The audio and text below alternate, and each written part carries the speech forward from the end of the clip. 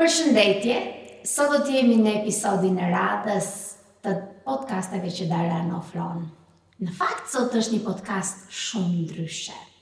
Unë sot kam të ftuar një vajzë të veçantë, jo veç se kësaj që e kam të veçantë, e para njëherë e kam pasur nxënëse. E dyta e kam komshije, një katë më sipër, shumë të rëndësishme këtë pjesë. E treta, e kam një vajzë të përkushtuar, të mençur dhe të ditur, e cila është e talentuar dhe është e përkushtuar ndaj kujdesit ndaj kafshëve. Një temë e cila është për t'u vlerësuar, por dhe një vajzë që ka dëshirë të bëhet veterinere në vazhdimsinë e saj. Atëherë, faleminderit Nikol që je me mua sot. Sot kemi Nikol Kovaçin. Dhe që do të kemi një bisedë të mirë, pa u ndjerë e kompleksuar, të ndihesh e qetë dhe të japi maksimumin e mundshëm disa mesazhe të cilat mungojnë ose mund t'i kenë të rinjt sot. Fokusohemi tek të rinjt. Nikol, një pyetje spontane. Mund të më thuash për veten tënde 3 fjali? Kush është Nikol? Atëherë, faleminderit për këtë ftesë. Vetëm ti mund të përshkruaj si një vajzë e guximshme, inteligjente deri diku të thosha, dhe aktive. Okej, super. Po sa modeste je, më Nikol. Inteligjente deri diku, je shumë inteligjente, këtë ta them unë. Okej. Atëherë Nikol, si të duket gjimnazi? I vështirë, ndryshe nga 9-vjeçarja? Po. Ka rregulla të tjera, po ashtu mësuesit janë tregojnë më të vëmendshëm ndaj nesh dhe mundohen që të na mësojnë gjërat më kryesore. Gjithashtu, fakti që neve tash jemi në një moshë më delikate dhe jemi në pikën pak a shumë kulminore të jetës, ku kemi për të marrë dhe vendime drejt çfarë profesioni do zgjedhim. Në këtë pjesë, unë mendoj se gjimnazi është gjithashtu një pikë e rëndësishme jetës tonë, po. Dhe gjithashtu, nëse e marrim me sportivitet dhe përpiqemi të mësojmë çdo ditë rregullisht, unë mendoj se nuk mund të jetë aq e vështirë. Pasi është edhe ndihma që na ofron mësuesit. Pastaj ti je në një shkollë që je me fat. Kështu që ke një staf, aty është një staf shumë i përkushtuar, kështu që të përgëzoj për këtë gjë dhe që e vlerëson pozitivisht edhe pjesën e gjimnazit, sepse ndryshimi nga 9-vjeçarja në gjimnaz gjithmonë ka impaktin e vet. Nikol, të futemi në temë tani? Duke qenë se ti mund të më flasësh diçka për kafshët? Pse i pëlqen ato? A mendon se kafshët kanë ndjenja si njerëzit? Unë mendoj se po. Kafshët kanë ndjenja si njerëzit, edhe pse ata nuk i tregojnë ato. Ata kanë ndjenja pasi kafshët mund të ndjejnë frikën, lumturinë, ankin dhe çdo gjë që lidhet me ne. Për shembull, kemi raste të ndryshme kur për shembull pronarët e një qenies mace të caktuar, kur ata ndihen të frikësuar ose të stresuar, ata direkt në atë moment reagojnë dhe kjo gjë e bën shumë të dukshme. Dhe këtu neve kuptojmë reagimet e tyre dhe ndjenjat që ata kanë dhe duke na i përcjell neve në një formë gjestesh ose veprimesh të ndryshme. Okej. Si na ndihmojnë kafshët në jetën e përditshme? Ato ndihmojnë në disa mënyra të ndryshme. E para dhe kryesorja është stresi, që disa prej tyre shumë kafshë mundohen që të na bëjnë të lumtur dhe është ajo ndjenja kur veten në shtëpi dhe të vinë afër. Ajo është një moment ku ti heq gjithë lodhin nga puna, stresin që ke dhe përkushtohesh rreth tyre. Dhe ka dhe mënyra të tjera që na ndihmojnë të jemi më emocional dhe është një pikë kryesore në shoqëri. Që të pëlqen. Okej. A ke ndonjë histori interesante me një kafsh? Po. Një nga historitë e mia interesante është jam shumë e vjetër me qenin tim, ku bise gjithash pasi unë kthehesha nga shkolla, e dija që pa hyrë në derë, lefjet e tij dhe kjo më bënte, do të thënë që pa u futur, unë ndihesha më ikën gjithë lodhja e shkollës dhe ndihesha shumë e gëzuar derisa të takohesha me të, lozja, e nxjerrja. Kjo gjë më ndihmonte që të hiqja lodhjen e shkollës, stresin dhe të gjitha problemet e tjera që çdo adoleshent ka në shoqëri. Kështu që unë mendoj se të gjitha kafshët kanë diçka të lidhur me pronarët e tyre. Pra, tregon që ka një lidhje të fortë dhe me kalimin e kohës edhe me kalimin e qëndrimit të gjatë të tyre në ambientin bëhet akoma më afër. Në fakt, Nikol, unë të kam parë ty me një këndvështrim kritik për disa vite. Sepse ti ke bërë diçka që ke thyer një mentalitet për këtë gjë. Mentalitetin familjar që s'ka dashur të kenë kafshë në shtëpi. Edhe këtë ja mund dëshmitare që ja u them të gjithëve që është shumë e vërtetë që Nikol ka treguar një kujdes maksimal dhe tregon një kujdes maksimal ndaj kafshëve. Më trego para atë historinë kur e kishit gjetur një mace, kishit gjetur që e kujdesnit jashtë shtëpisë, ku e kishit vënë aty ke pallati, edhe unë u përfshira për të kuptuar se çfarë po ndodhte, një gjë që më pëlqeu shumë, të paktën na kujdesi të gjithë gocave. Okej, gjëra të bukura janë edhe këto, Nikol, të përgëzoj shumë. Atëherë, pse është e rëndësishme të mbrojmë kafshët? Cila është kjo gjë që ti mendon që ka shumë rëndësi? Atëherë, kafshët janë një nga hallka kryesore e mjedisit tonë dhe duke i mbrojtur ato ne mbrojmë ekuilibrin e planetit tonë.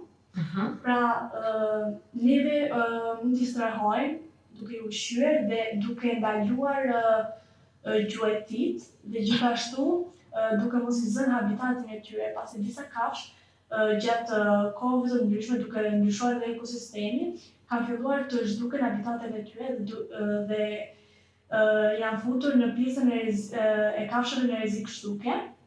Dhe kjo gjë e bën alarmante pasi duke u zhdukur këto kafshë, zhduket dhe një disi i tyre ku jetojnë dhe neve. Dhe kjo gjë neve na ndikon në të ardhmen e planetit tonë. Okej. Në fakt, mesazhin do ta japim në fund, pasi të përfundojmë këtë bisedë. Çfarë do të studiosh ti, Nikol, tani? Se unë e thash pak a shumë e di, apo mund të ta ndryshoj Nikola tani, mund? Ja. Okej. Dhe energji sigurisht. Okej. Doj që t'jem deri në fund për t'i ndihmuar kafshët dhe për të përkujdesur me aq mundësi sa çdo kush mund të ketë. Dhe këtë gjë e bëj për të ndërgjegjësuar njerëzit dhe për të kuptuar që në botë ka vend edhe për çikmirësi dhe tolerancë ndaj tyre.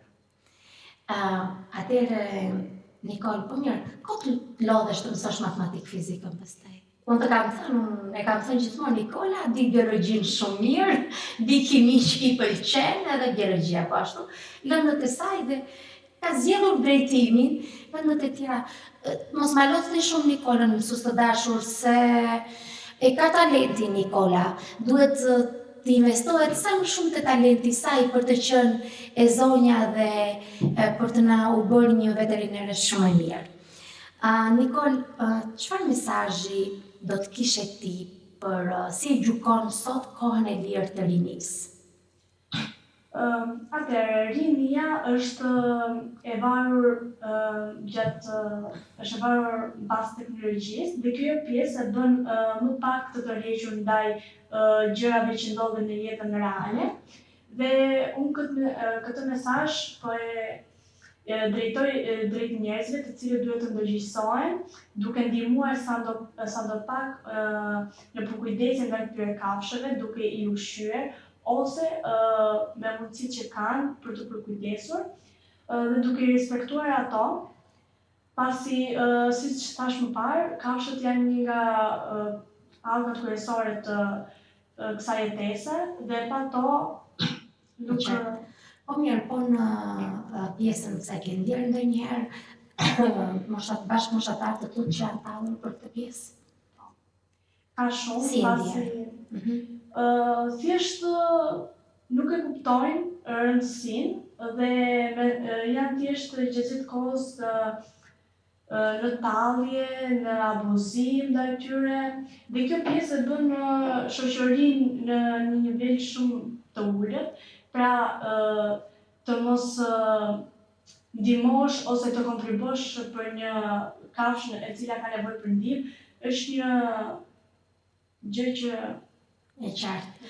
Po gjithsesi ata edhe në sjellje me njëri tjetrin, se të paktën unë kam parë, duke qenë se punoj me të rinj dhe normalisht kam parë shumë situata të ndryshme, bullizojnë pjesën tjetër që kujdeset për kafshët. Apo besoj dhe kjo të ka ndodhur ose e ke dëgjuar ose mund ta kesh parë në disa situata të ndryshme.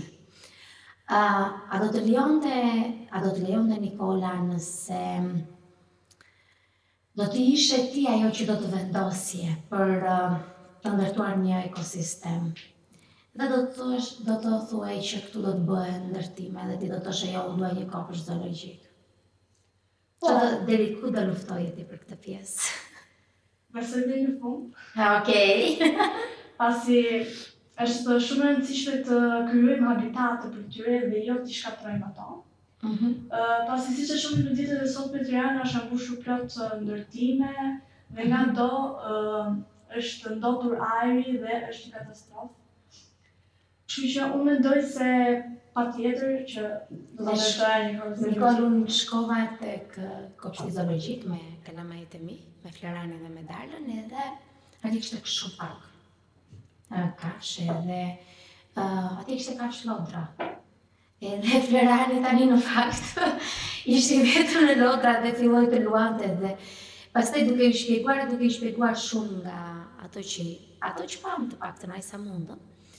Sa aq ishin, i mbaruam shumë shpejt, mund të them se i mbaruam as 20 minuta kështu, xhiros kishte. Tha Florani, ky sa nuk është kopësht zoologjik, tha si çka paron te kukullat e televizorit, tha nuk më pëlqeu fare. Unë duaj një mace, duaj një qen, duaj kështu, duaj të shikoj këtë, duaj të shikoj atë. Po i shpjegoni pak a shumë për atë, por ishte shumë e vakët, ishte i varfër në shumëllojshmëri të tyre. Për ta përmbyllur, çfarë mesazhi do t'ju jepi njerëzve për kujdesin ndaj kafshëve, një mesazh të cilën përveç që do të tregojnë kujdes, çfarë do të tregojnë tjetër? Respekt në tyre dhe gjithashtu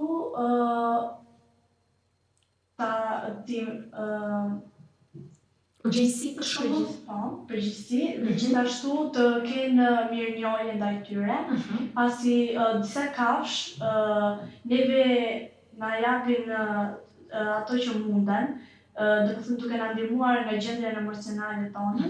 Shumë e rëndësishme kjo pjesë. Për këtë gjë, sidomos ditët e sotme, që gjendja emocionale ka ndryshuar në mënyra E frikshme. E të gjithëve, jo vetëm e ju. Po e të gjithëve edhe ne që jemi prindrit, të rriturit dhe të çdo moshe. Dhe unë kërkoj që njerëzit të ndërgjegjësohen duke i ndihmuar ato me aq mundësi sa të kenë, të munden, duke mos i abuzuar ose bullizuar, duke hedhur video në rrjetet sociale, duke i shtyrë ose përplasur, por në fakt kjo është shumë e frikshme. të ndihmojnë Ke shtrajtimi tyre. por të ndihmojnë duke i blerë ushqim ose duke thjesht bërë një përkëdhelje, ata ndihen të lumtur. Edhe të sigurt. Edhe të sigurt. Okej, atëherë duke qenë se jemi në fund të kësaj bisede, unë e falenderoj shumë Nikolën për këtë bisedë të ngrohtë dhe të ndjeshme ndaj një teme shumë sensitive. Dhe të gjithë të rinjve dhe shoqërisë ju them që të kujdesemi për kafshët së bashku, sepse bota është më e bukur. Dhe kjo është shpreha e Nikolës, bota është më e bukur. Faleminderit për këtë podcast.